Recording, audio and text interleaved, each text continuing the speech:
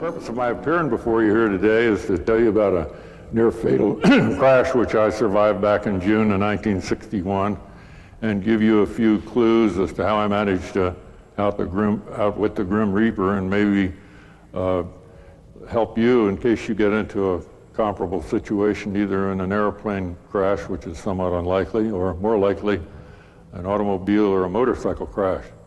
I was coming back from Colorado Springs in the back of a T-33, a tandem jet military trainer. Deadhead as a passenger. I wasn't jet qualified. I was a prop type pilot, but can't spend your life in the jet age going from Delaware to Colorado and back in a prop airplane. You know, you die of old age en route. So I had about 300 hours of deadheading with this real sharp pilot. He even had embroidered on the back of his orange flying suit, fly safely with the Delaware Air Guard. We landed about halfway home at St. Louis at Scott Air Force Base, and it was hot as hell, and I took my jacket off, and that was my first mistake. It denied me the additional insulation, which would have minimized the burns that I got later in the crash.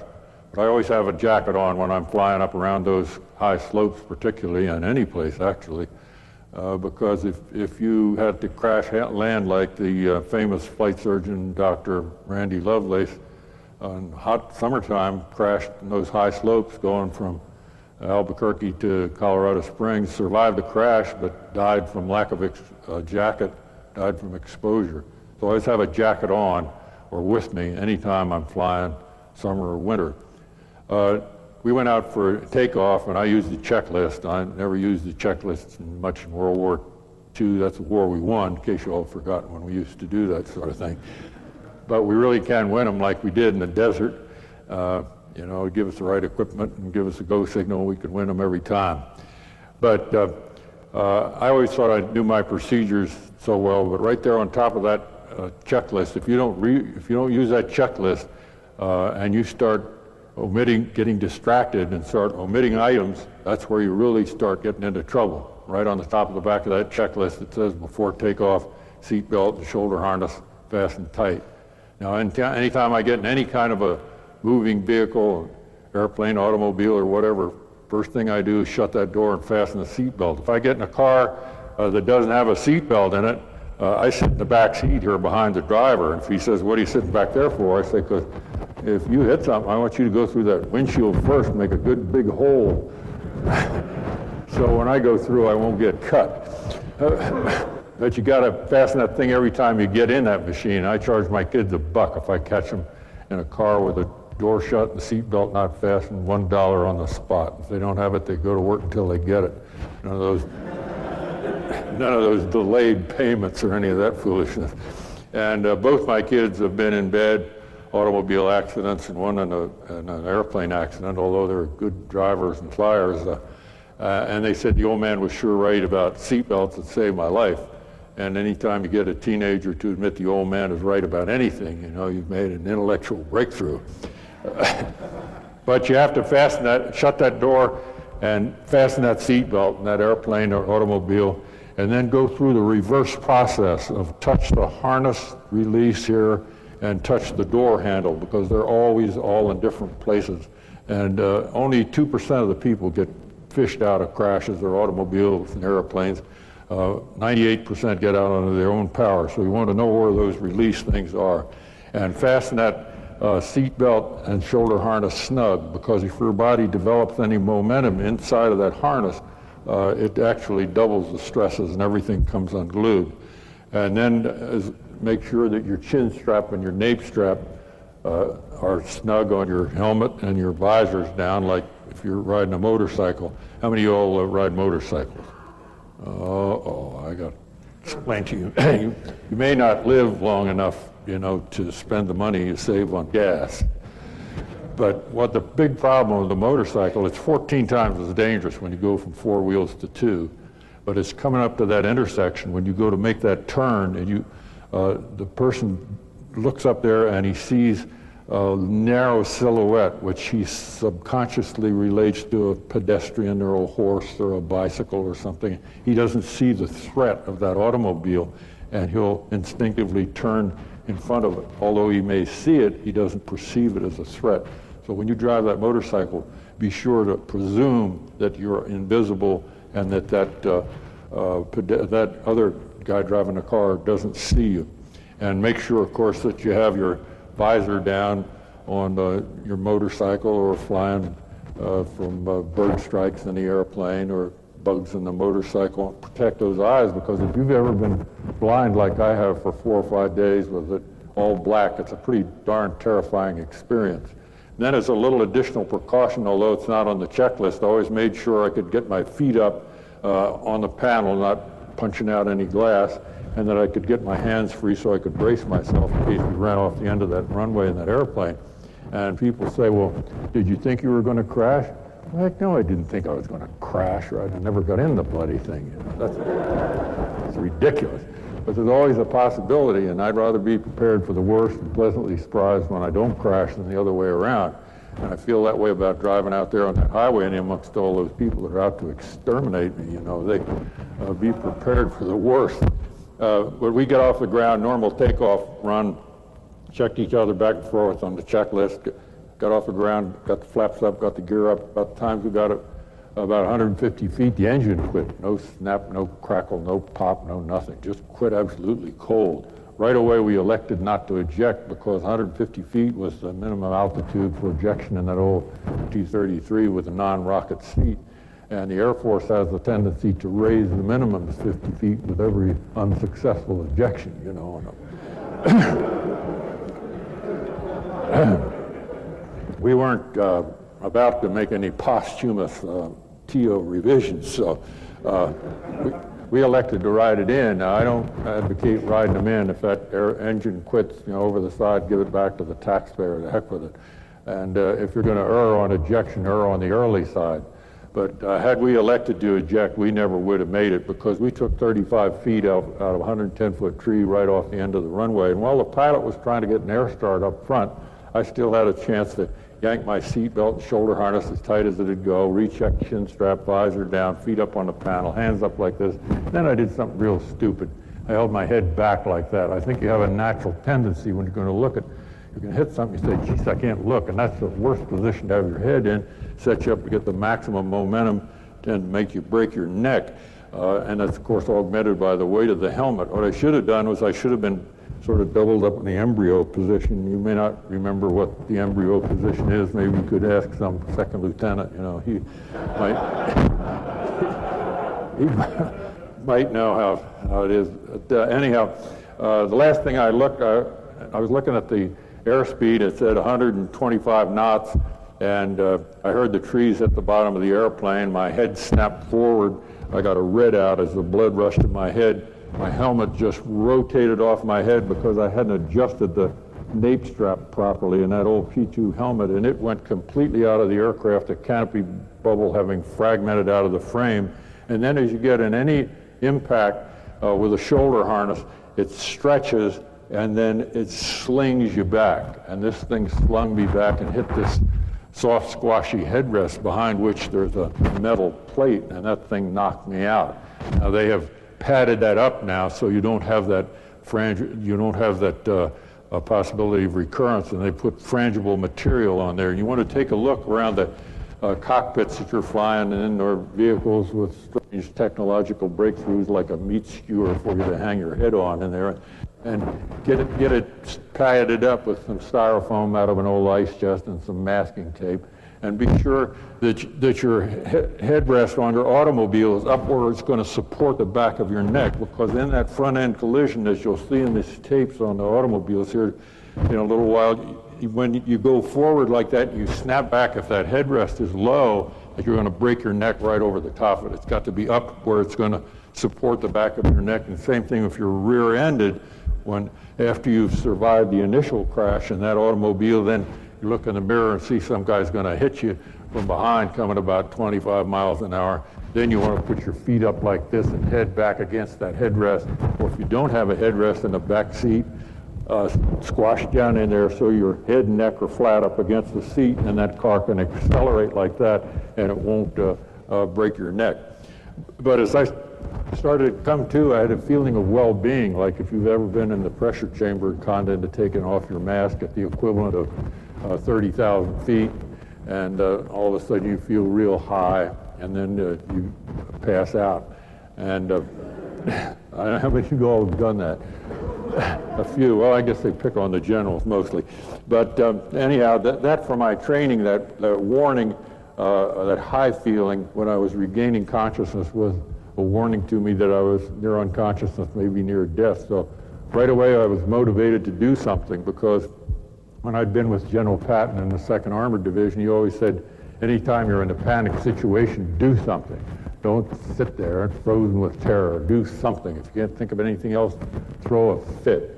So the first thing I did, although I was sitting on a ruptured fuel tank and the fire's coming out from both sides, like sitting between a couple of afterburners, and my old cotton flying suit's burning like a torch, my hair's crackling like a grass fire, and in spite of all that pain and chaos and confusion, the first thing I did was go for that seat belt. And I elected right away, the first thing I did was go for these seat pins down here, because if you don't put these seat pins in and safety the ejection handles, then it launches you up into the trees 65 feet, which is great for getting out of the airplane altitude, but on the ground, the return trip was somewhat fatal. So from my automatic training, right away, first thing I did before I moved was try and put these pins in. And then my logic takes over, and I realize that they're hard enough to put in the daytime, let alone at night when you're on fire. And so I'm going to be real careful not to hook those handles. Now, right away, I elected to take my parachute with me, first because it's the way I'd been trained to get out of the airplane, and second, because if your clothing's on fire, the chute's a great thing to pop and roll up in. If you see somebody with their clothing on fire and they're running, all they're doing is running through the air just like fanning the fire. You want to tackle them, knock them down, throw a coat over them, or try and beat the fire out, or pop a chute, smother the fire. I went for my seat belt, and I had my glove on. And if I hadn't had my glove on, I never would have got that seat belt undone. And I would have burned to death in the fire unless I'd been fished out. And only, as I said, only 2% get fished out. But without that glove on, I would have been an amputee here on this arm, and without the boots, I would have been an amputee below both knees here, and that's a quadruple amputee, and that's some kind of a vegetable that I'm not much interested in becoming. And the reason I had the boots and gloves on was because the late General Milliken, the D.C. Air Guard commander, saw a couple of our fighter jocks taxiing in, arms on the canopy rail, no gloves on, sleeves rolled up. He said, "Bill, I don't usually chew out other people's troops, but I got to give these guys the word," and told them about the Battle of Britain in World War II. They brought back the first casualties of aircraft crashes and fires, guys that hadn't been wearing boots and gloves, and showed them the stumps of maimed and amputated hands and feet, much worse than anything I have. And I was so impressed by overhearing him correct some people who weren't even under his jurisdiction that I started wearing boots and gloves right then and there. And so it was thanks to him that I'm alive today. And I know he got some kind of a kick out of that, because I've given this thing some 1,500 times, and I've got dozens of people who've minimized their injuries by listening to this pitch, and in many cases actually saved their lives. But what if General Milliken had said, "I don't want to shake up Spruance's troops"? Well, I wouldn't be here today. So if you see somebody doing something wrong in your organization, or somebody in your family, somebody that you love, and you don't tell them, you're really a contributing factor to the accident. The little kid from the back seat that isn't strapped in, that goes sailing through the front windshield to his doom and kicks you in the head on the way by, you get that on your conscience. That's the worst thing that could happen. And young people like you all are smarter than we with the gray hair were at that age, and given the reasons why, you go along with it. I had on an all-leather glove, better than no glove at all. But had I had on the Nomex glove, that leather where it hung in my hand, hung in the fire for 3 to 5 minutes, the leather shrunk on my hand and increased the conductivity of the heat and reduced the circulation, made the burn a lot worse. If I'd had on this Nomex back glove, then the shrinkage of the leather would have been taken up by the stretch of the Nomex on the back. And it fits like a glove, you know, that amazing creation. I showed this to General McConnell, the late Chief of Staff of the Air Force, and he said, where'd they ever get a glove like that? And he said, I said, well, it's a Navy glove. Oh, he said, well, that explains it. But you can toggle switches one at a time with this. It's not like the old size 10 gray stubby-fingered ones we used to have where you could gang load about 6 switches that'll lick with it, but you can copy the clearance with that glove on. But you have to resist the temptation to strip the glove off like the V-47 co-pilot did, copied the clearance. They aborted on takeoff. The aircraft ran off the end of the runway. They blew their canopy, leaped into the snow in their winter flying clothing, and neither of them had any burns except the co-pilot looked down and his hand turned the color of a baked potato. He said he could have copied the clearance with an asbestos mitten on, you know, if he'd thought about it. So you don't want to, you want to keep that glove on, particularly on landings and takeoffs. And this material on the back is a special kind of synthetic. It doesn't react like normal synthetic does. This RAF pilot said, tell me, what do you think my flying suit's made out of? And I said, I think it looks like pure synthetic. Well, what will it do when it burns? Well, we cut a little piece out of the pant cuff, lit it, flames coming off it about this high, flat down onto the floor. I dropped it down, a liquid pool of that synthetic, and held my foot on it for a minute and pulled it up, and it just went where that infused into the floor, infused into my shoe. And that's what synthetic will do next to your skin, and any doctor will tell you burns the worst thing you can take care of anyhow. And a molten, solidified synthetic is really bad news. But this Nomex will not support combustion at survivable temperatures. It won't fuse like that, and it's what all of our Nomex gear is made out of. I stood up and I looked in the front cockpit, and the pilot had his head down in under the panel, and he had suffered a 90-degree back break right through here, which was fatal, probably because he was still flying that airplane like you'd be doing. But what he might have done is what this Australian had heard this pitch, and the engine quit too low to eject, cinched up his harness, chin strap, visor down, hand up on the panel, feet high on the rudder pedals, and then kept flying that airplane, not making any low, slow turns except to avoid buildings. And at the last minute, head down like this, and he walked away from one I'll show you a picture of here directly. It was just completely totaled. You want to do the same thing if you're driving down that highway and you see you're going to have that interstate, you see you're going to have one of those 5-car pileups, you know, the wheel covers are coming off, the glass is flying, the tires are smoking, and fenders are bending. Well, get your chin tucked in like that, keep looking for a hole, and at the last minute, head down like that. Now, don't go forward in the harness, because you want that harness to lock you back there. And also, if you have an airbag, you don't want to be forward, because that airbag you need to go, you don't want to have that thing hit you right up close. You want to come into the airbag like that. So you want to stay back in there with your chin down. If you have no airbag and no shoulder harness in an old car, then get up on the wheel like this, you know, and say, let us pray, you know, our Father, start working on it. But what you're trying to do is you're trying to avoid the secondary collision. And everything in there is going to go in the direction of the impact. Your feet are going to swing forward like that, so put them forward ahead of time so they won't swing forward on the crossbar in an airplane or up on the firewall. And your arms are going to swing forward. Your upper torso is going to swing forward unless it's restrained by that shoulder harness.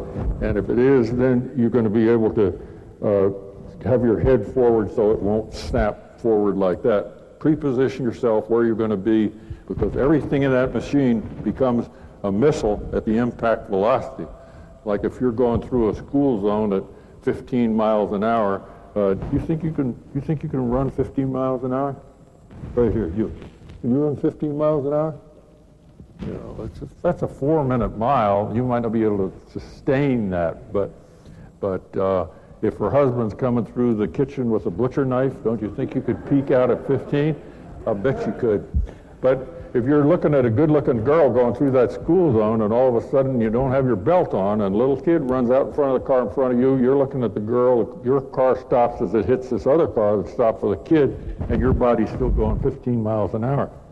If you got back over here and ran just as hard as you could for that wall, that's how hard your head is going to hit in a school zone with no restraint. But the average impact is 35 miles an hour in the DOT statistics, which is roughly 2.5 times what you could run into that wall. So it's going to smart a little. Well, anyhow, I stood up and I looked over the side of the airplane, and my flying suit was still burning and hair crackling like a grass fire. I sat on the side of the airplane, got a first-degree burn on my tail, did a non-point winning dive, and went to the bottom and hit my head on a log. And I know it says in all the books that your life's supposed to be passing before you in one of these emergencies, but I was so darn mad hitting my head on that log. The 4-letter words were bubbling up, reigniting the fuel. And I discovered right in there and then and there with my boots and my chute on, my swimming gave out on me. I went to the bottom like a stone. And unless you have adequate religious connections to walk on the top of the water, which even the generals don't have, the next best thing to do is walk on the bottom and walk uphill.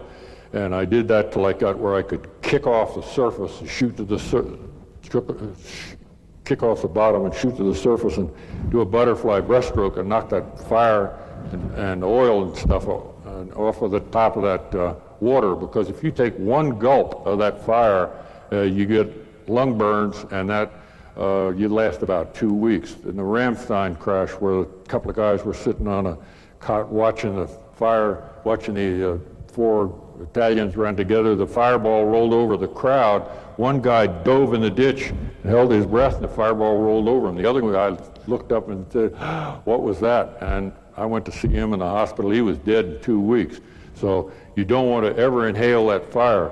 And when I'm riding on this airliner, I used to keep all this stuff in my carry-on luggage, but now I keep it in my jacket because I find that if you're going to get off that airliner, or you want to have that stuff in your pockets where you can get at it. And I always ask for a pillow when I get on that airliner, and I carry a bungee cord in here that I can lash that pillow over my face.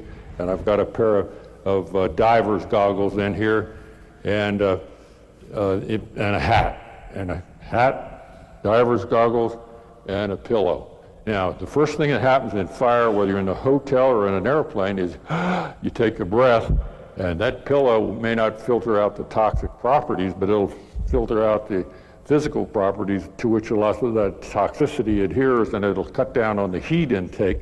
And the next thing is you can't see, so if you got diver's goggles, which you can buy for a couple of bucks, that will protect your eyes, and you're going to be able to see to get out of there. And of course, a hat and a pair of Nomex gloves, and you're in good shape.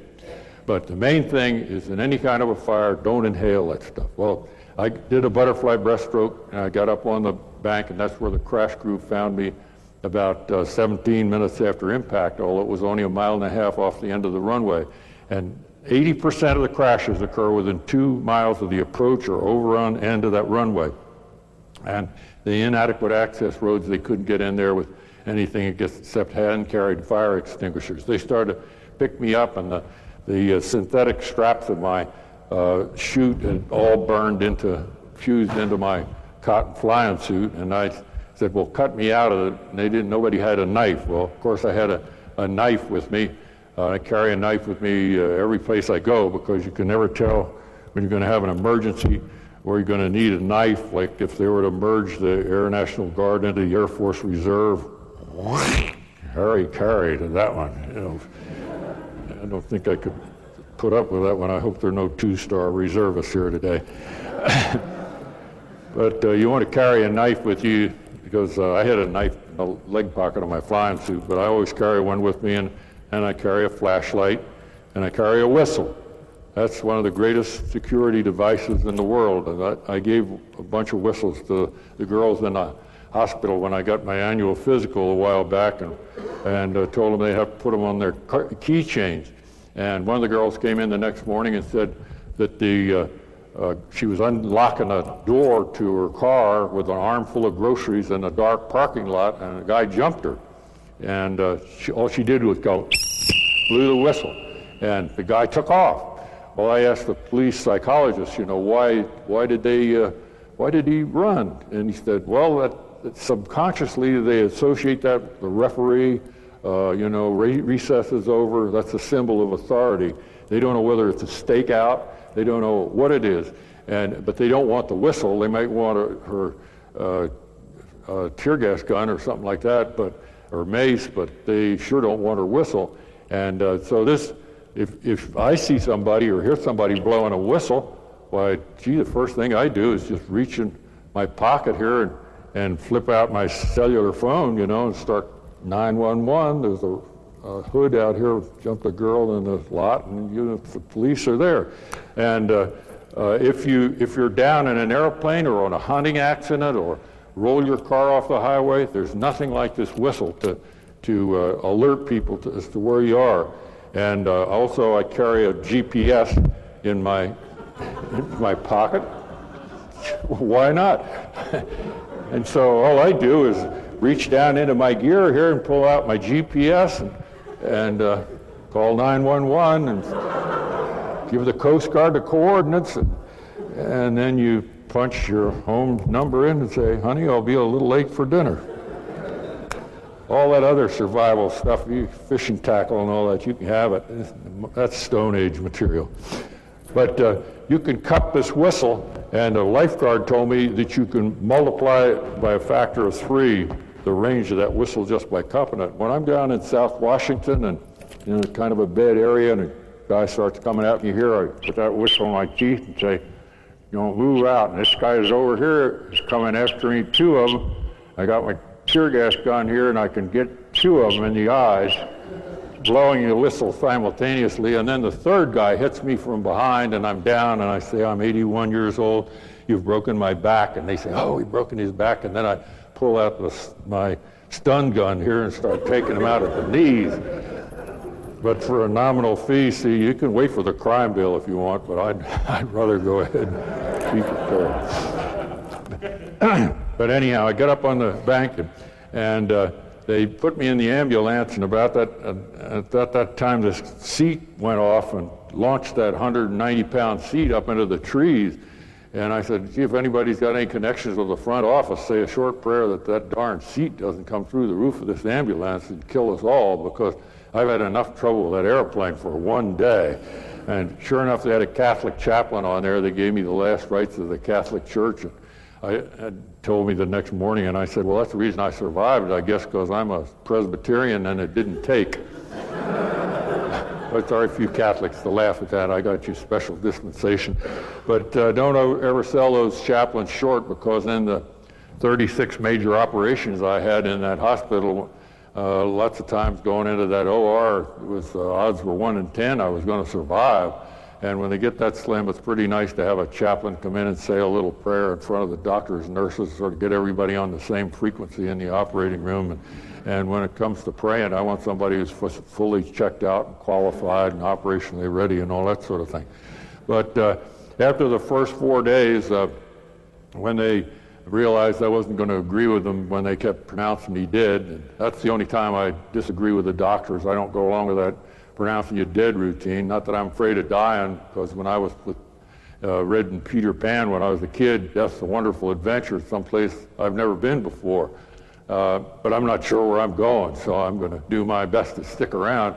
And the doctor wants you to stick around, because if all his patients are going out the back door in a hearse, and loading into a coffin, why, that's not very good for his reputation. He wants you to go out and tell everybody what a great doctor he is, and then he gets more promotions or more patients or whatnot. And you want to get out of that hospital because they smell something frightful and don't have any bars in them. They just no place to be volunteering to spend a lot of time. So think positive and have the people around you. When I was critical, lying in the bed with a tent over top me, nothing could touch me at all, and I couldn't move, I couldn't talk, I had a tracheostomy here, and I heard a guy out in the hall say he's not going to make it. Well, if that had been somebody I knew, I probably would have given up, if it had been my doctor. But these people were positive, and I could have spent, a couple $100,000 in the first year on surgical fees alone, and never got the care that I got in the Air Force medical system. They air vac me down to San Antonio, and it was nice to get back in the air again. But there I had the fabulous care of those doctors. And the first problem was I had a wraparound burn on my arm. And anytime you have a wraparound third-degree burn on your arm, why, they just have to amputate it, cuts off the circulation. They said they had a guy had a wraparound burn on his finger, and they put it in a pouch in his abdomen that fed the finger till the old supply restored itself. Then they pulled it out and wrapped a skin graft around. The guy's got a pretty good working finger. They said, how would you like to try that with your arm? I said, I don't know. Have you guys ever done this before? They said, no. I said, well, that's not much of a testimonial. What else you got in mind? They said, well, you could cut your arm off. And I said, well, that's the easiest decision of my career. You know, what have I got to lose? So they made an incision in my abdomen, put my hand in there, and that fed the arm and everything. And it was just like having your hand in your pocket, but a month is a long time to have your hand in your pocket. And then they pulled it out and wrapped a skin graft around it, and they took skin from me all over. In fact, there's one expression I never use anymore. It's no skin off my... never use that one. But I got a pretty good working hand here. I can shoot ducks, you know, and I can crank a fishing reel. I caught a 140-pound tarpon, 6'6" fish by myself, no captain, no mate, no witnesses, no honest face like mine. I really did. But that was 12 years after the accident, so you get a little better every time or every year. But I can't hold a highball glass in this hand, but I can hold one in this hand. And that isn't a highball. I think that's a chlorine flip. But I can hold a champagne glass in this hand, so if I have to drink with my left hand, you know, I have to make some adjustments to this, but I can't do a thing with paperwork. I've got the controllable disability. Quits on me. I have some pictures here which I stole out of the accident file to show you what you can get away with making a minimum of mistakes, and also to show you some pictures of some other people that have heard just what you've heard here today and how it minimized their injuries and in some cases actually saved their lives. So the first slide, there's the scene of the crash, and he landed that airplane just like it says in the book, no low, slow turns. If we'd gone for this sucker field over here on the right, we'd have cartwheeled and bought the farm for sure. But we were right on that runway heading, runway 13, and took 35 feet out of a 110-foot tree right off the end of the runway, cut an 800-foot swath, and landed in that creek right there. And that's the tail up there on the bank, and this is the tail, this is the engine, and I was in the middle of that fuselage laying there in the water, something in excess of 15, maybe 20 Gs. I had no impact injuries, except that whack in the head from losing that ill-fitting helmet and not having a padded-up headrest, but no broken bones, nothing else but the burns. They immediately, this is the engine, and they immediately took that apart, determined the cause of the failure of the accident was a fatigue break in the linkage in the fuel controller system. So they grounded all airplanes with that type fuel system for a one-time inspection to be sure it wasn't going to happen to some other guy. And if we had had the gang start modification, we would have had no sweat. But this fatigue break in the linkage in that system would never have happened. So we had the paperwork on the modification. We got the parts 2 weeks after the accident. So that had been expedited by 2 weeks. Cut through that higher headquarters of the exigencies of the situation, preclude the economical feasible modification, which is bureaucratese for I don't understand it, I don't want to make a decision, and I'm waiting for retirement.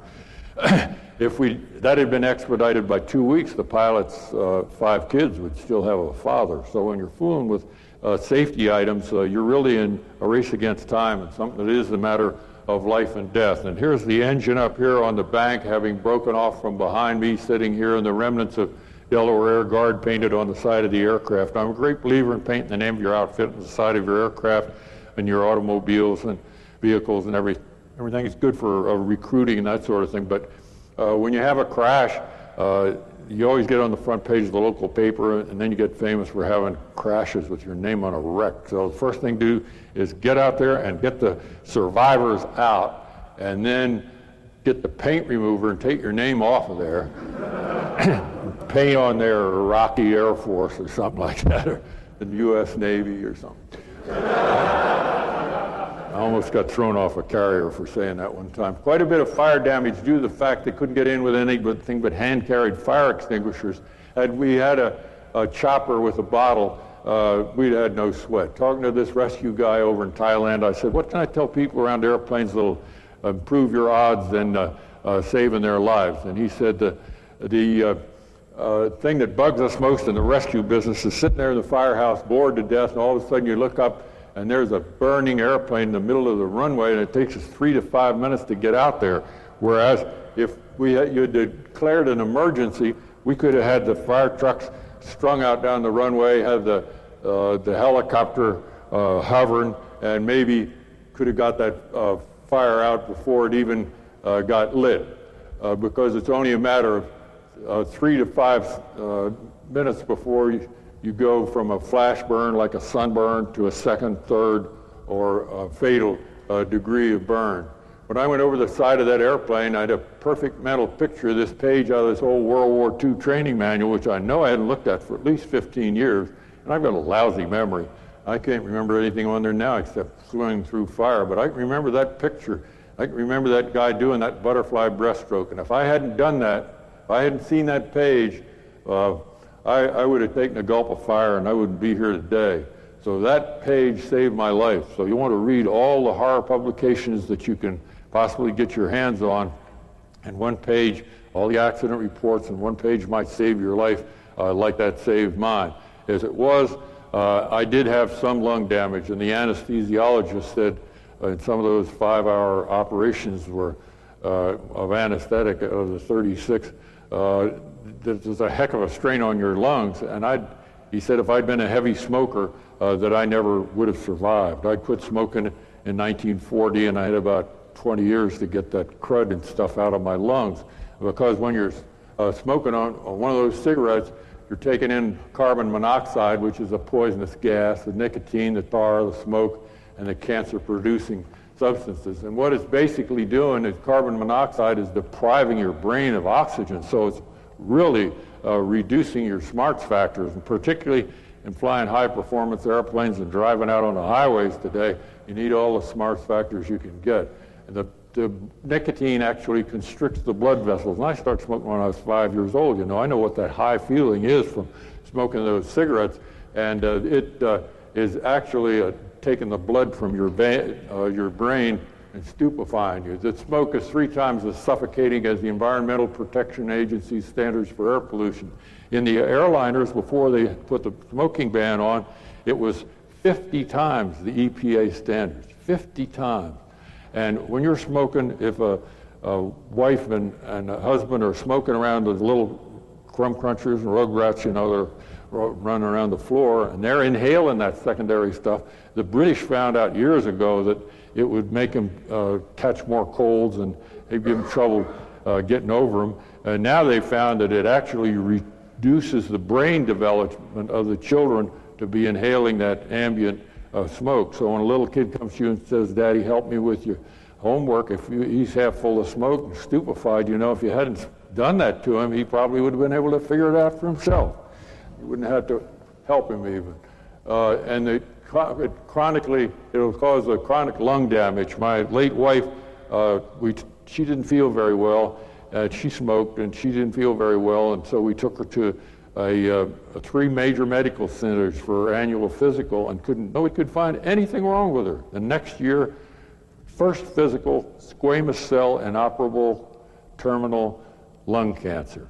And to see her go with the radiation treatments and the chemo and all the rest of it, and 14 months later she couldn't get her breath and died, and her grandchildren have no grandmother and from smoking those damn things. So they're really bad news. So that they produce cancer that destroys the mouth, throat, and lungs, and it should say heart, because 90% of the heart problems are smoking induced. So when that doctor says, quit smoking, even if he's got a cigarette hanging out of the corner of his mouth, quit smoking. If he says, quit drinking, get a fresh doctor. But you have to watch that drinking. That designated driver is the only way to go. I was going to a party one time, somebody whacked me in the side. The whole side of the car crumped in, the seat buckled and projected me towards the ceiling, and that shoulder harness locked so fast I never touched the top of the roof, I never touched the sidewall of the car, and it was completely demolished. And I walked out over to the trooper, came up and said, well, have you been drinking? And I walked up about that far from him and said, hell no, because I didn't want to have to take the breath test. And I've got one of those analyzers, breath analyzers on my bar, and it takes very, very little to push that thing over 0.08. And if I'd been coming from that party, I probably would have been in jail for good, because those mothers out there are really mad. So you want to have that designated driver is the only way to go. This is what I looked like 3 weeks after the accident, after the swelling had gone down, a little grafting on my shoulder here, rebuilt my nose, but it's hard to believe that with the care that I got from the Air Force and that I could recover from that. And this is what my arm looked like when it was implanted, and here's where it was burnt to the bone, and that's a hell of a looking picture too. But this fellow here had seen this picture, and although it was a real hot day, he remembered I was burned like that because I didn't have a jacket on. And he sheared the nose gear on takeoff out in the overrun, leaped over the side, hadn't practiced getting out of the airplane, and fell in the fire, burned the sleeves completely out of his jacket, but had no arm injuries at all. The flight surgeon said if he hadn't had that jacket on, he would have been a double arm amputee. You see how far you'd get with no arms, and that's a heck of a lot worse than just the temporary shock of looking at that picture. And here's another guy that had the same kind of sleeve burns I have, had no gloves on, got permanent constrictions in his fingers. He'll never fly again. A lot of other things he'll never do again, whereas this fellow with the same kind of sleeve burns had gloves on. He's back flying airplanes, no problem at all. This guy in an F-111 had practiced getting out of the airplane, or had practiced getting out of the simulator, but was not familiar with the fittings in the 111 and had to strip his glove off on the right hand, and you see the distal joints amputated and the frozen joints and everything, whereas the gloved hand is in perfect shape. This guy's got gloves on, but he's got bare arms, so if he gets into a mild fire, his hands will be okay, but if he gets in a bad fire, his hands will be okay, but they just won't be hooked up to anything. Two guys lost their hands from rolling up their glove, or rolling down their gauntlet of the glove and the sleeve up to look at their watch. So you want the purpose of the overlap of that gauntlet and sleeve is so that under stress, when your sleeve rides up, you're still going to get full wraparound coverage.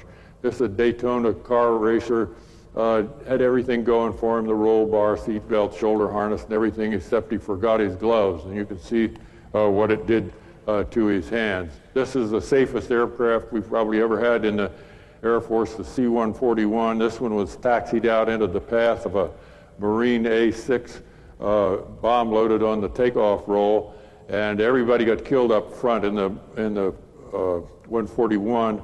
The loadmaster was back here floating around with the door. He held his breath, and he was the sole survivor of that. But the two guys in the A-6, one of them's Fred M. Cohn, an instructor out at Embry-Riddle at Prescott, Arizona, wound up hanging upside down in that wreckage, and they attributed their survival, among other things, to the fact that they had on the Nomex gear. And this was back in the Vietnam War. They would not fly without Nomex. And here in another fire, this guy was in a so-called uncomfortable Nomex, this fellow in the comfortable cotton, and he obviously was pretty uncomfortable in the hospital with those burns. Don't get around structural fires like this. All it takes is a can of shaving foam or a bug bomb or any kind of pressurized can to redistribute that raw burning fuel all over the bare skin areas of all these people, except the asbestos-clad firefighter. If there are survivors in there, you can take a chance. If there are no survivors, let the firemen take care of it. And keep yourself clean, because the bacteria that gets into your clothing or that's in your clothing or on your skin at the time that you're burned is what is a major source of infection. I'd taken a shower that morning, put on a reasonably clean flying suit and clean undershirt, and if I hadn't, the additional bacteria would have wiped me out for sure. And this is the guy doing everything wrong. He's got a dangling shin strap, he's got his visor up, he's got a synthetic scarf, he's got his sleeves cut off so he can't even roll them down in emergency. He's got a no jacket and no gloves. Get used to flying with your collar up. Protect the back of the neck. As the late Colonel Bill Jones, a Medal of Honor winner, said, "General, take my picture and show it to people around airplanes and tell them if I'd only had my collar turned up, that I wouldn't have gotten burned like that on the back of my neck." So have that collar turned up and have that nape strap adjusted so you won't lose that helmet like I lost mine. Because if you lose your helmet on initial impact, like this guy did, he was killed in the same accident with these other fellows. This one lost it on secondary impact and survived, but went to hospital. The two on the ends of the same crash, helmet retained, no head injuries at all.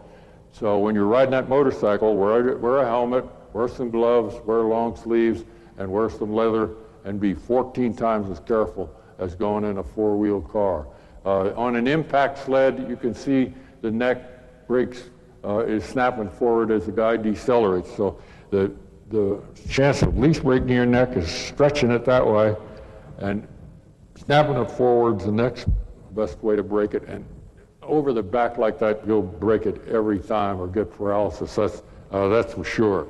But you got to beware of that tailgater, and as I told you, brace yourself so that your head and neck are up against that seat, and don't poke your head out through that back windshield, because a lot of accidents occur, whiplash, just from rear-end collisions, which are easily preventable if you don't turn around to look to see what's coming.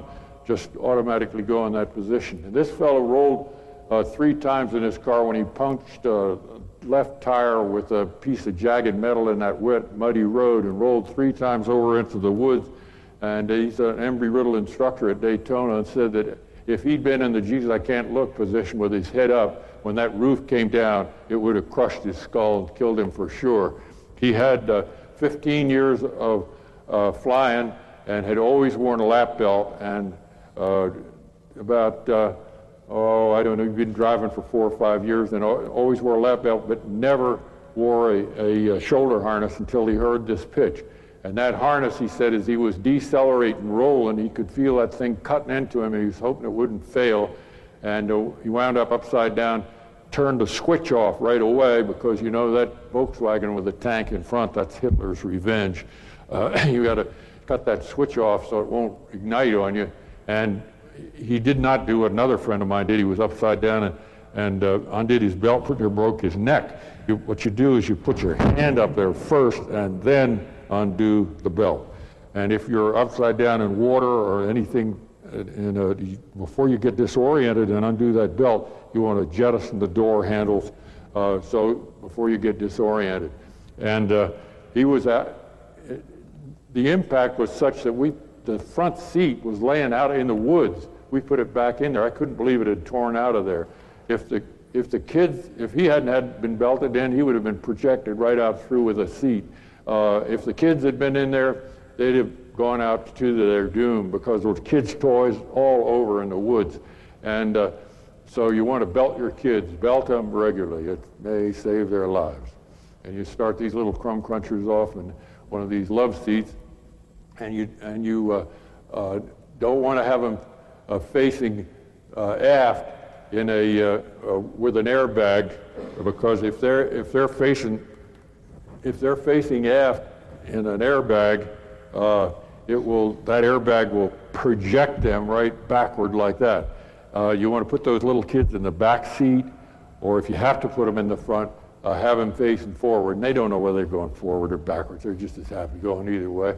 And you ask these kids, how do you feel about seat belts and shoulder harnesses? And they said, well, geez, I've been wearing them all my life. What's your hang up? And what he can't understand is why we don't have seat belts in the school buses. Here we try and train educate our kids to be successful citizens, and then we don't have seat belts in the school buses where they're going to get educated. And the academics people say, well, we don't kill enough people in school buses. Well, we don't kill enough people in the chem lab. Should we take out the fire extinguishers? You know, I think we should train them to associate restraint with motion from the womb to the tomb. And this is one of our Air Guard photographers having they say it's just unacceptable for them to risk the chance of hitting a 35 miles an hour and going out through that front windshield versus that temporary restraint system. And here again, you don't want to have them facing aft if there's an airbag there. This is my son's Oldsmobile 442, which he totaled when he slipped off this high crown tar road, and he hit a bush which turned out to be stuffed with that concrete. You could see what that does to a front engine car. If you had a rear engine car, you get the double whammy. You know, you hit the button and the engine hits you. 4 times as dangerous to ride in a rear engine car. The guy in the right seat had no seat belt on, no shoulder harness. He bit a piece out of the panel. Here's where his head went in the glass. He was knocked intermittently unconscious for a couple of months, and that was the tragedy of it. Tom had to look after him. Then we discovered that was the 3rd accident that he'd been in without a seat belt. And he was pretty hard to convince. I'd had trouble convincing my late wife. She said, I don't want to wear that seat belt because it's going to muss my dress. And I said, well, if you stick your pretty face in that glass, you're going to get some wrinkles in your face, and I'm not going to be able to press out. And so we got her pretty well convinced on that. She wore it all the time, and Tom wore his all the time.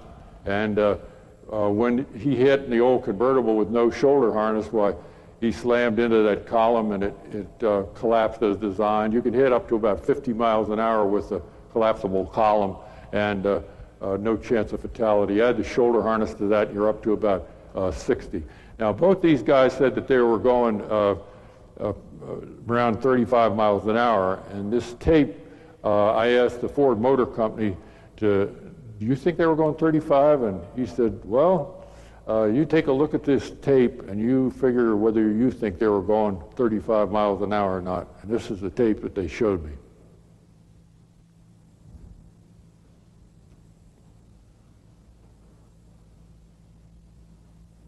You don't have to change the projector. That's so just the videotape. There we go. Extensive use is made of high-speed camera, 1,000 frames per second, to produce slow-motion films for detailed analysis. Most dummies in this car have a 3-point glass shoulder belt restraint system, which effectively restrains them during the test. Each crash is carefully covered by 12 to 20 high-speed cameras above, on the left and right side, and underneath, to study occupant and vehicle dynamics. On the left side, steering power movement relative to the car is measured by film analysis techniques. Note the targeting on the dummy-centered car. These are also used for measuring and studying relative displacement motion during the test. The following sequence illustrates the seriousness of a 30 miles per hour barrier crash when the occupants of the car are unrestrained. The left rear dummy has a lap belt, and there's a little bit of this motion. That is the right rear dummy, who flies up to the front of the car. The right front passenger is also unrestrained. Now that's a scientifically weighted dummy, has already been from the back seat to the front windshield and now going to the back window at 30 miles an hour. And so anybody says you don't need a belt in the back doesn't know what they're talking about. In this next crash test, both the right front and left front dummies also do not have restraint systems. Note the use of the on-board high-speed cameras, which are used for a close-up study of the motion of the dummy. In this particular test, the windshield was contacted and bulged, but did not break into lacerating sharp fragments, a feature of the type of safety glass that is in all of today's windshields. See him impacting the headrest? An average crash that has a lap belt and shoulder harness right front occupant. The doors are removed and braced to allow a better view. Note how effectively he is restrained and does not contact the front part of the car.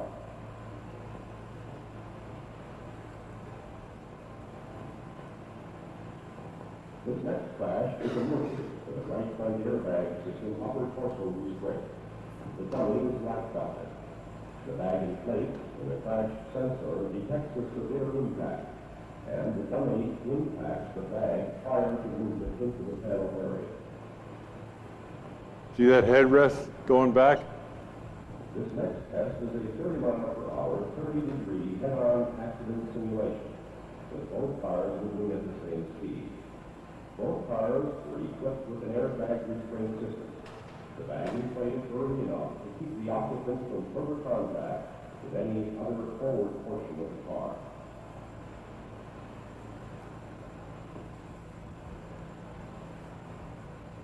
The need for belt systems is dramatically demonstrated in this next sequence of 50 mph rollover test. The car is intentionally rolled by throwing it over the ramp at 50 mph. In the first test, the occupants had no restraint and the windows are intentionally left open. As the car hits the turf and the roll will proceed, the right front passenger is ejected through the open window. Ejection from the vehicle is one of the most serious causes of fatal and serious injuries in accidents. That's called being thrown clear, in case you prefer that to staying in. Here is the same type of test with an airbag system, and yet still without any other belt restraint. Again, ejection occurs, and the airbag is ineffective in keeping the occupant in the car in this type of rollover test. As before, the windows were left open. The doors, due to improved latch systems over many years of development, stay closed. Yet the open windows provide sufficient area for ejection of the unbelted dummy. 4 times as dangerous to get thrown out as ride with it.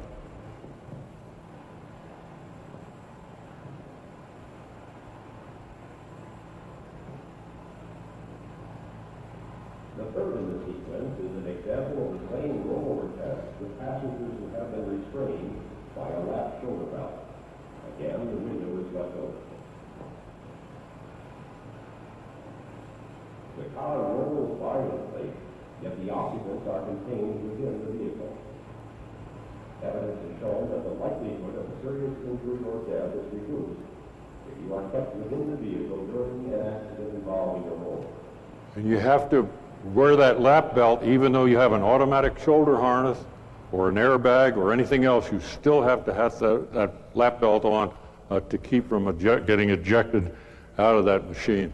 And this is an old airbag picture, one of the first ones. This guy fell asleep, rolled 3 times at 65 miles an hour, and the police went to dig out the body, and he was out picking up his paperwork out in front because the briefcase wasn't strapped in, and papers were all over the place, and he's back at work the next day. In the case of the Volkswagen, had he had not had that shoulder harness on, he would have impaled his heart on that column, stuck a horn ring in his teeth, and stuck his head into the windshield. But with the harness pulling him off of that, he has no problem like that. Now, people say, well, I don't want to have that harness and everything on because if I go in water or fire, I'll drown or burn to death. Problem is, if you don't have that harness on, you get knocked out, then you're sure going to drown or burn to death. 1 chance out of 30, the harness will do you more harm than good. 29 times out of 30, it's going to save your life. This is general aviation cockpits superimposed on each other, shows the body slamming forward, legs and arms forward without the harness.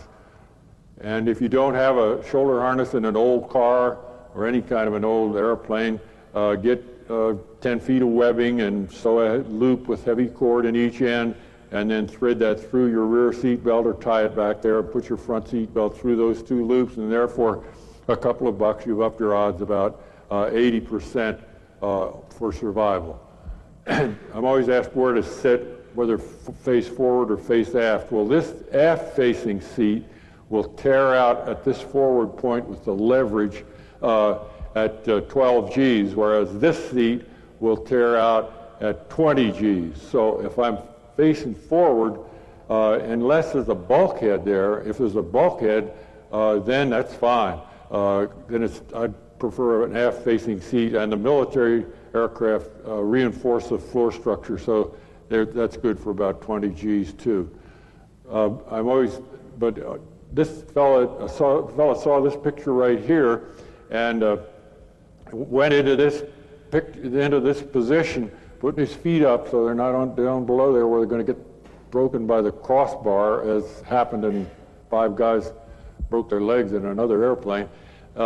He went in that position, and the guy sitting next to him said, what was all that noise, as they went out in the overrun? And they never saw him again. And this fellow that was in that position was one of the heroes who helped extricate people out of that wrecked airplane up in Anchorage. And when I'm riding an airliner, I watch that white line on the outside. If that line goes shoom underneath of me or zing out that way, I know we're going off that runway, and I go into that position right away.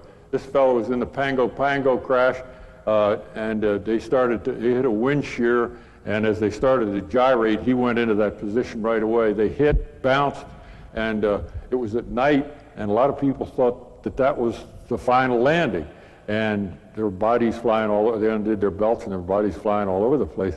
He stayed strapped in, went forward. Usually the fire is aft. In this case, a ruptured fuel tank fire went forward. He got a whiff, went up into first class, got a whiff of the phosgene and cyanide gases from the decomposition of the burning plastics. But he was a Navy Olympic diving coach, and he could hold his breath in interminable length of time. He opened this exit, ran off, jumped off the wing, and he was the only guy out of 101 people in that aircraft that didn't have toxic deposits in his lungs. There were 2 people sitting alongside of Dick, and he said they had never been in an airplane before in their lives. They read all the exit egress procedures, and they did everything right, and they survived, whereas 97 seasoned travelers went to their doom because they didn't read the egress cards and think ahead of time. Here we go. I heard him talk at the Crash Survival Investigator School at Tempe. If you ever get a chance to go to that, why, it's really well worth it. There we go. We're improving the masks now. This is a Teflon mask that has a window so you can see out of it, and that little white gadget is a filter to cut down on the carbon monoxide and supply oxygen. Good for 17 minutes. Have them on a lot of airplanes now, and some guys take them to the hotels, 17 minutes is a lot of help getting out of those things. I'm always asked where to sit. The pilot and first officer got the worst seat in the house. They get killed first, but they get paid for it. And they're the first to arrive at the scene of the accident, they say.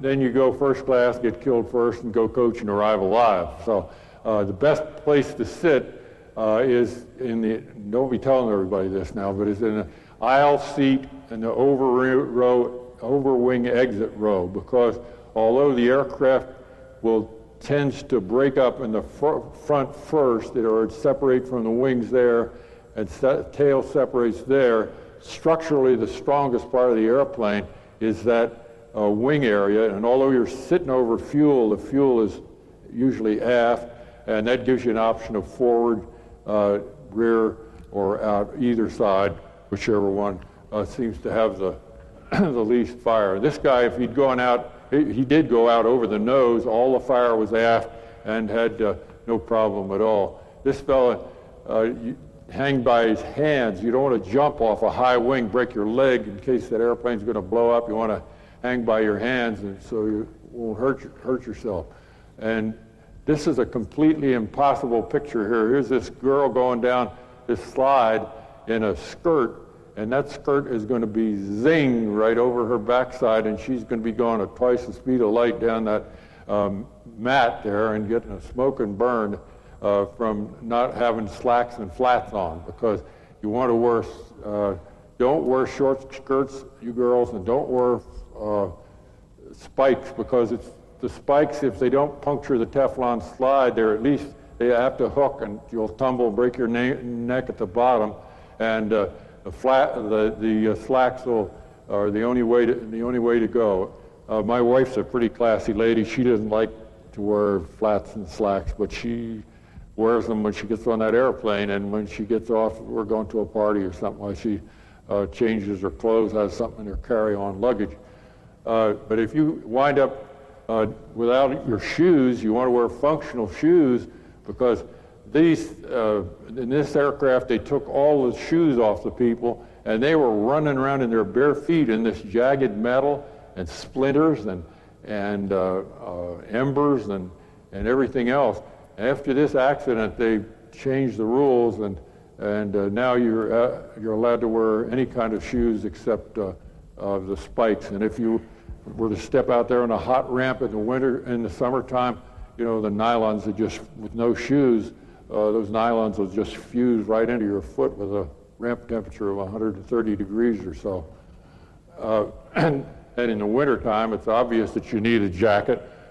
This is the Air Florida crash, and to go into nice warm Tampa, but it didn't, it certainly wasn't very, very comfortable for those guys that were in shorts. You're not supposed to have life jackets in it, and if you're going to be less than 50 miles offshore, yet this aircraft was on the tail, was still on the runway, and a couple of guys drowned here because they didn't know where the life jackets were, didn't know how to use the cushion. I always reach underneath, and if there's a life jacket there, I know I'm not going to use that cushion. I don't want to swim any 49.9 miles with a cushion. I'd rather use the jacket if there's one there. DC-9s or the MD-80s, there's an extra exit, which most people don't realize where it is. And if you haven't read your instructions and you're back here in the back, there'll be a lot of people trying to get out the front because that's the way they came in. But if you read the instructions, you undo that handle there, and 16 pins fall out, the tail cone falls off, the slide deploys, and you're home free. Now, whose fault is it that you probably haven't read that? Well, it's a little bit your own, a little bit the marketing people who don't want to scare people. But I think that most people want to know how to get out of that airplane in case something happens. It's 200 times as safe per passenger mile riding in one of those airliners as it is driving in a car. But this guy here had an extra pin in his seat belt, and they didn't check him out on how to work that while he was taking these pictures. It's an old Navy gunner's belt, and when they flew over and threw a blade flap and crumped in the water right in front of me while I was taking these pictures, the guys came up, and everybody except the photographer that had that extra pin in his seat belt, and these guys couldn't get it undone, and the pararescue man stand alongside of me on the boat, threw his wallet on the deck, put on a face mask, and dove over the side, and he cut the guy loose with a knife out of his belt, and here he's giving him mouth-to-mouth resuscitation. This guy's pounding his heart, giving him heart massage, and this fellow's giving him flotation, and they got him up on the deck, and he's back at work again, or his color was beginning to come back, his camera's still on there, heartbeat stabilizing, and they carted him off to the hospital, and he was back at work in a couple of days. But whose fault was that? Well, a little bit the air crew, but mostly the guy himself had said, how am I going to get out of this thing in case something happens? Like this fellow here had heard my pitch, and he said, as he pantomimed afterwards, his shoulder harness failed, his inertia reel failed, and he slammed into this panel. And he said if he hadn't had his dark glasses on, or if he hadn't had his visor on, he would have got those dark glasses in the eye and been blinded for life. And he bounced off the armor plate and got a hole in his helmet, but not in his head because his helmet fit properly. And he was out of that aircraft in less than the 4 seconds he said that he practiced with his crew. And I said, you can't get out of there in 4 seconds. And so I clocked him. Darn if he didn't get out of there in 4 seconds. So I ride these things a lot. So I said, well, clock me with the crew. Well, they said go, and the helmet cord's over here, and my seat belt is hooked into my survival gear, and I'm fumbling and mumbling, and these guys trampled me to death. But the next time when I'd done that, practiced it once, they said go, I hit that belt and hit that cord, and I was first out of that thing. Because I do not believe in that Navy theory of the senior officer is the last man to leave the ship. I believe in the follow me, man, the Army theory. We're going this way, out of this right now. You get out of any kind of a helicopter or any kind of a general aviation airplane with lightweight plexiglass, non-pressurized, you can kick your way out of it. Don't ever get trapped. But if it's pressurized, you're going to need a canopy braking tool. But remember, remember these rotors still coast. This fellow forgot that survived the crash, but the rotor's still coasting, and there's his head where it got lopped off by the rotor. And here's 60 whirling meat cleavers of our Delaware Air Guard C-130s. I won't even walk in the path of a prop, even if it's sitting on a prop stand and not on an engine. I don't want to ever expose myself to that. Like a fellow in another outfit got out of the airplane, said, good night, fellas, thanks for the ride. Raining, ran for the hangar, ran right into the prop and sunk it right in the top of his head.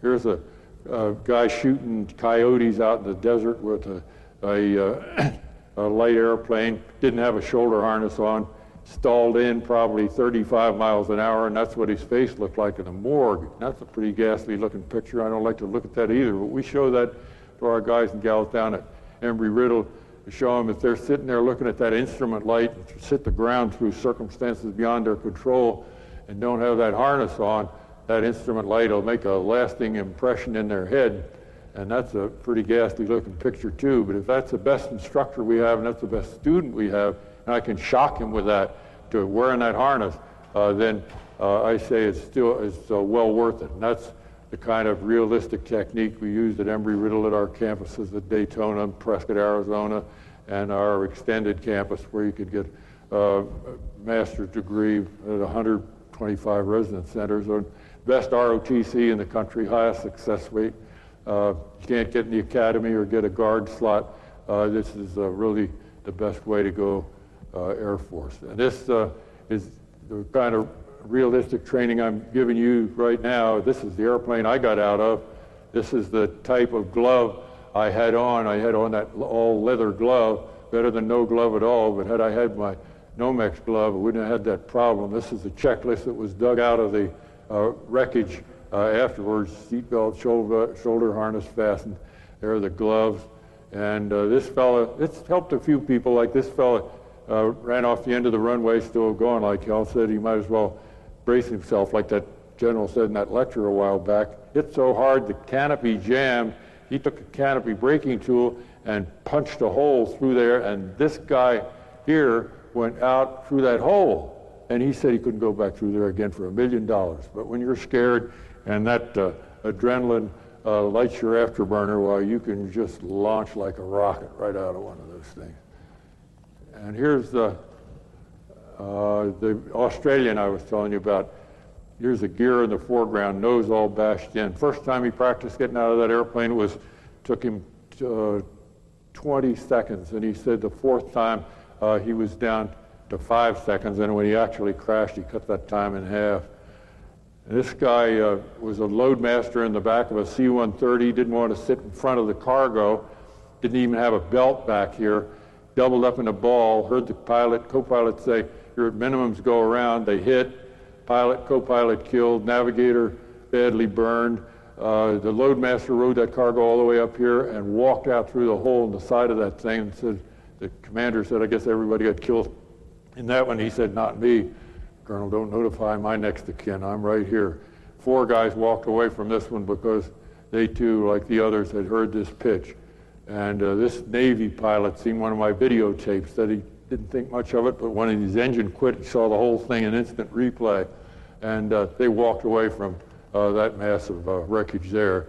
And this is a ag pilot from Knoxville, a refueler, ag pilot on the side. Engine quit after a pass on a field, went into pine forest. Here's the wings folded behind him, the tail up here, the tail wheel here.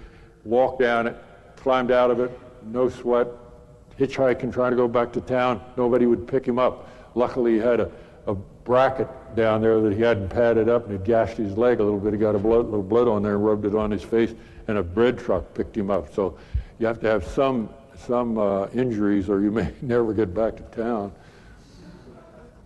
3 guys walked away from this one because they'd heard this pitch. This is my other son, Bill, and he had 1 gear up, 1 gear down, broken linkage, called the tower, got a factory on the line, couldn't figure out anything to do, an FAA guy in the tower, the fire trucks out and everything, and nothing to do but land at worst possible condition, 1 gear up and 1 gear down. And he was running down that runway. God, I cannot get that thing to work. He was running down that runway before the sparks even settled.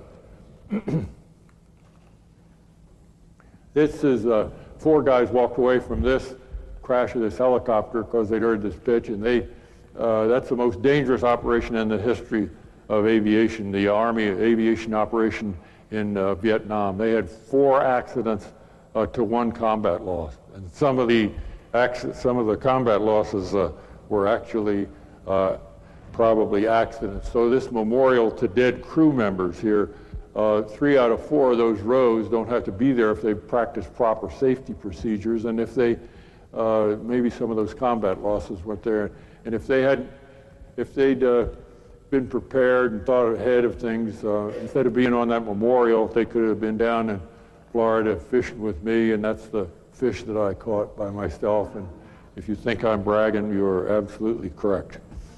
But the purpose of that's a pretty heavy load of safety propaganda in one package. But I'm always afraid that if I leave something out, that I might leave something out that might save your life. So it's a large dose. But if some people say, well, it might inject fear of flying in people. Well, I don't think that would do it at all, because all the thousands of hours that airplane been flying, if it quit a few seconds sooner, it could have stopped on the runway.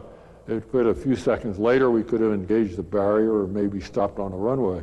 Or if we'd had enough altitude to eject, or with a rocket seat, you can eject anywhere except in the hangar, I guess. But all that time, that thing could have quit any time, but where it did. But and then impacting, if I had held my head forward like you're going to do in any kind of an impact, and I talked to a guy over in Austin, Texas, a helicopter pilot driving home with his wife after hearing this thing. He says, honey, I still think we're going to go, geez, I can't look, we got to practice. So they practiced. And about a couple weeks later, drunk jumped the median, hit him head on. Everybody went to the hospital or the morgue except the 2 of them, because they braced right away. Or if I'd had a proper fitting helmet, I hadn't lost that, and I wouldn't have lost it with my head forward, or had a proper padded headrest, I wouldn't have been knocked out. And not being knocked out, I could have gone through that fire before it really got lit.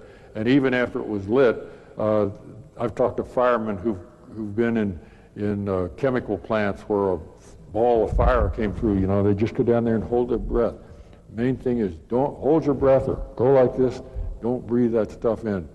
So I hope nothing like this ever happens to you, and I don't get paid for doing this, but my lecture fee is, if any of this ever does you any good, like these others have given me pictures and told about the stories, and I just saw a guy a couple of days ago that had survived a crash because he had heard it 20 years ago.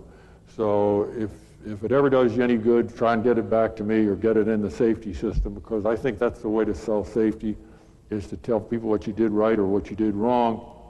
And if they're not going to listen to you when you're trying to save their life, you better get them out of the system or get them off the highway or out of the pattern before they kill us all.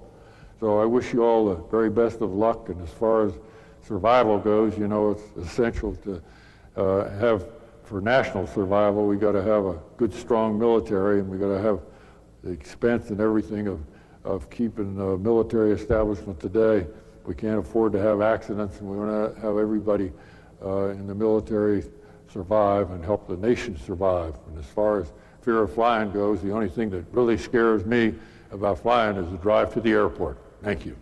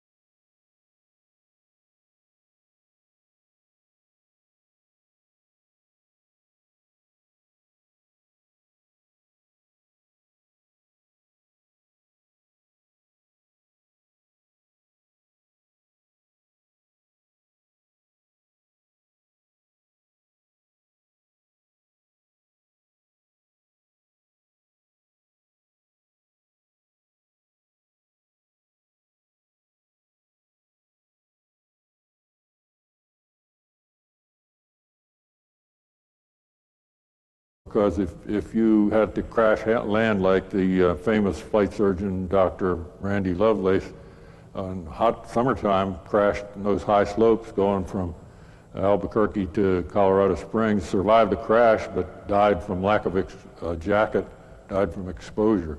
So I always have a jacket on or with me anytime I'm flying, summer or winter.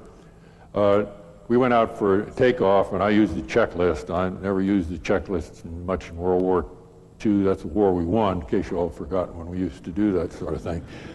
But we really can win them like we did in the desert. You know, give us the right equipment and give us a go signal, we could win them every time. But I always thought I knew my procedures so well, but right there on top of that checklist, if you don't use that checklist and you start getting distracted and start omitting items, that's where you really start getting into trouble. Right on the top of the back of that checklist, it says before takeoff, seat belt and shoulder harness fastened tight.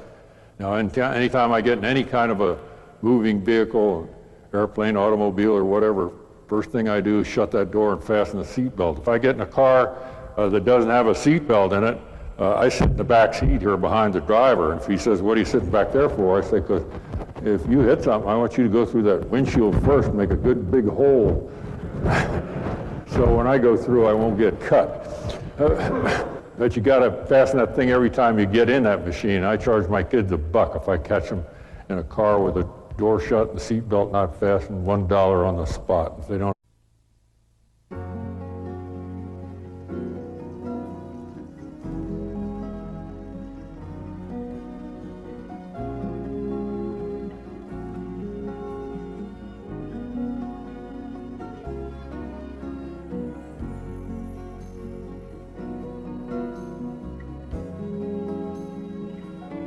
The purpose of my appearing before you here today is to tell you about a near fatal crash which I survived back in June of 1961, and give you a few clues as to how I managed to out with the Grim Reaper, and maybe help you in case you get into a comparable situation, either in an airplane crash, which is somewhat unlikely, or more likely an automobile or a motorcycle crash. I was coming back from Colorado Springs in the back of a T-33, a tandem jet military trainer, deadhead as a passenger. I wasn't jet qualified, I was a prop type pilot, but can't spend your life in the jet age going from Delaware to Colorado and back in a prop airplane. You know, you die of old age en route. So I had about 300 hours of deadheading with this real sharp pilot. He even had embroidered on the back of his orange flying suit, "Fly safely with the Delaware Air Guard." We landed about halfway home at St. Louis at Scott Air Force Base, and it was hot as hell, and I took my jacket off, and that was my first mistake. It denied me the additional insulation, which would have minimized the burns that I got later in the crash.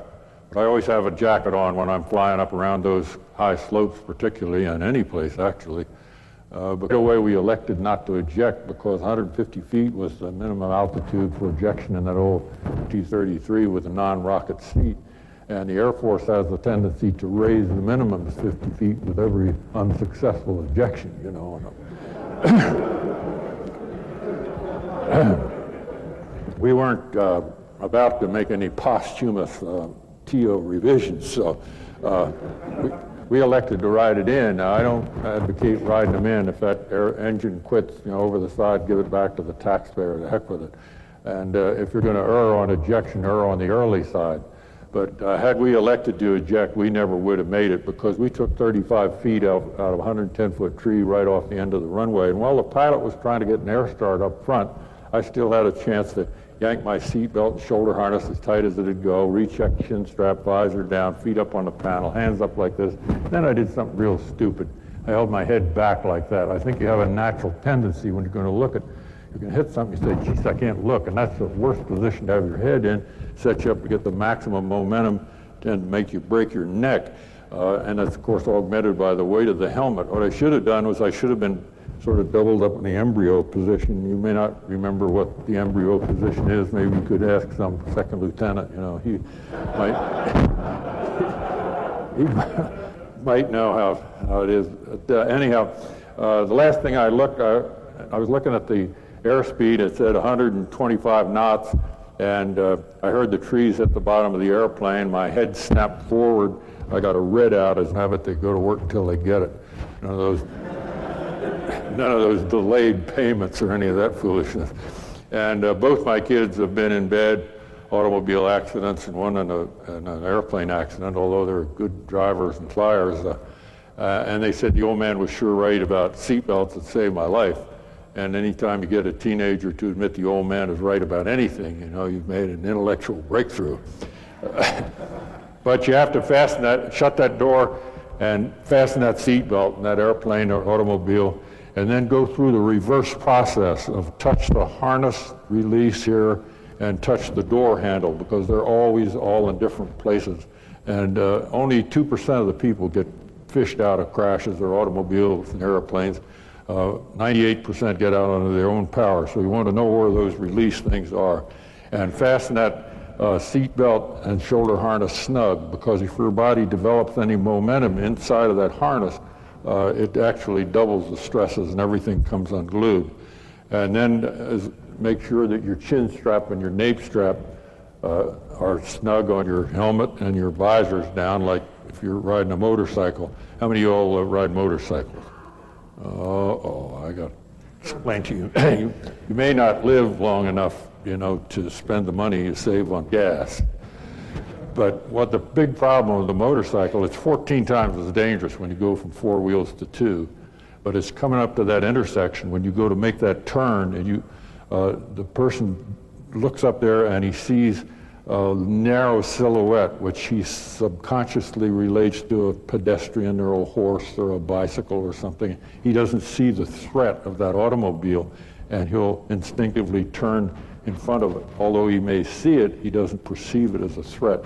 So when you drive that motorcycle, be sure to presume that you're invisible and that other guy driving the car doesn't see you. And make sure, of course, that you have your visor down on your motorcycle, or flying from bird strikes in the airplane or bugs in the motorcycle. Protect those eyes, because if you've ever been blind like I have for 4 or 5 days with it all black, it's a pretty darn terrifying experience. And then as a little additional precaution, although it's not on the checklist, I always made sure I could get my feet up on the panel, not punching out any glass, and that I could get my hands free so I could brace myself in case we ran off the end of that runway in that airplane. And people say, well, did you think you were going to crash? I'm like, no, I didn't think I was going to crash, right? I never got in the bloody thing. You know, that's ridiculous. But there's always a possibility, and I'd rather be prepared for the worst and pleasantly surprised when I don't crash than the other way around. And I feel that way about driving out there on that highway, and amongst all those people that are out to exterminate me, you know, they be prepared for the worst.